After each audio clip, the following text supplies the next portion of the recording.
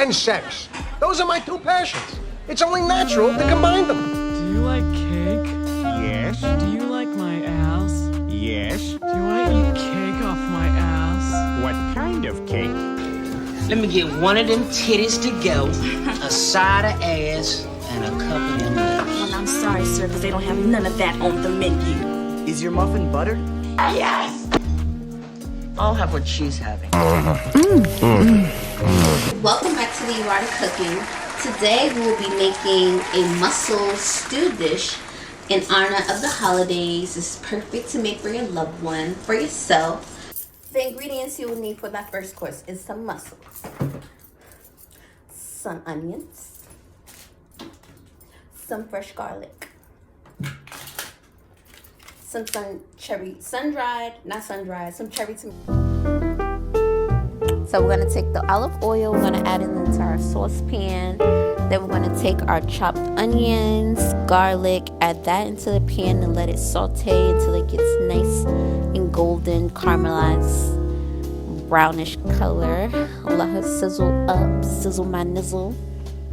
As we get into this juicy mussel stew. I don't know if you guys like mussels, but mussels are literally like my favorite fucking thing to eat. And like, it's so sensual, it's so sexual. I don't know, anything seafood is sexual to me and sensual, especially a good mussel oyster. So as that's sizzling up, as you can see, it's caramelizing. I don't know why I didn't stir it, but I'm getting my cherry tomatoes. We're gonna eventually add those into the pot, as you can see. And then we're gonna give it a nice little stir eventually. There we go. We're gonna stir her up, get them nice and marinated and get it seasoned well. Then we're gonna add our basil paste into the saucepan. Stir her up again. And then we're gonna do this. I have this homemade sofrito sauce that I use. It wasn't a lot, so I just added a little water and added that into the pot. And then we won't get all of that sofrito sauce, so we're just using the rest to get all of that to make the juice stew before we add in our mussels. And this is one of the quick and easy dishes I really love. Then we're going to add some spices, which will be thyme, salt and pepper, crushed red peppers. I use pink Himalayan salt. And yeah, we're going to season her up, spice her up. If you want something, I did use Mrs. Dash all-purpose seasoning as well. And the crushed red peppers going in. And you know, we don't measure around here. You have to taste your food. You have to try your food out. You know how you like your food to be flavored. So, yeah. Then we're going to add in our mussels. I'm using mussels that I got from the grocery store. I'm going to add in those mussels in there. And then we have a commercial break. One of the earliest celebrated Greek deities, Dionysus, was believed to be the god of wine, fruit, vegetation, ecstasy, madness, and theater. Wine, with its power to make you drunk in an era where you had an extremely limited understanding of the world around you, was often believed to be a religious experience. As an outsider god believed to arrive in communities, Dionysus was known as the god who comes, an amazing double entendre. Early celebrations involved parades of people carrying phallic-shaped objects and loaves of bread. By the time of the Romans, Maenads, the female worshippers, drank, ate, danced, and chanted themselves into a frenzy, hoping to be possessed by Bacchus, aka Dionysus, and experience a glimpse of true madness and abandon.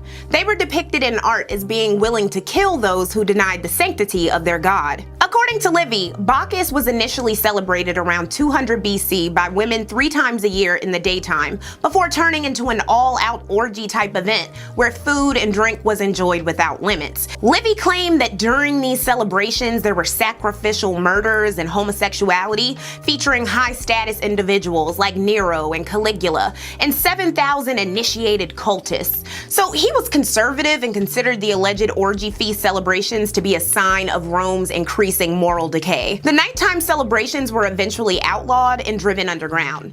The legend of the torrid feasts for Bacchus were a popular art subject during the Renaissance, with the Bacchanalia by Peter Paul Rubens in 1615 featuring nudity, sex, and fruit. Even in the 19th century, William Eddy found inspiration with a Bacchanalian revel. My favorite depiction of Maenads in worship of Dionysus is in season 2 of HBO's True Blood. The Maenad character, Marianne, hosts orgies, gets people drunk, and eats to excess. Stuffed snapper with the crawfish topping, the blackened ribeye, the red beans and rice, the fried catfish, and oh dear.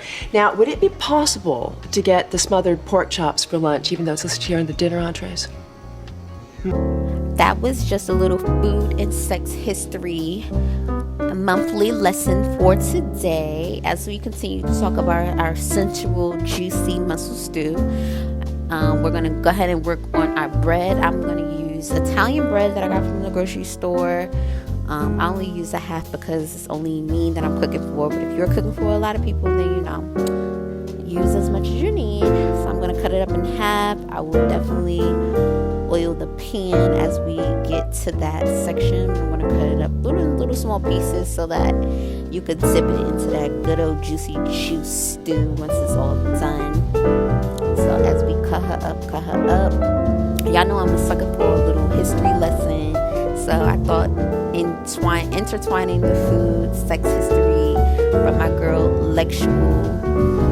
Y'all definitely go ahead and check her out. All her content is mad fire. But yeah, as you see, I put a little oil into the pan, and we're just gonna go ahead and add our baguette. You can use baguette, you can use French bread, whatever kind of bread you prefer. And then we're gonna toast it up into the oven. Put it up in there, and then we're gonna get back to the stew. The stew is definitely done. It is mussel, so it doesn't take too long. Once your mussels are open, that's when you know the mussels are finished, and this is the finished product.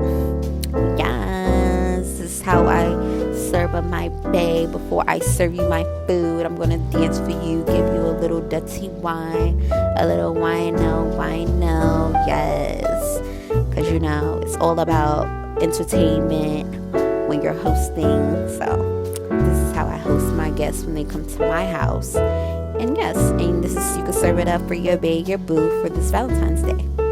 See you on the next show.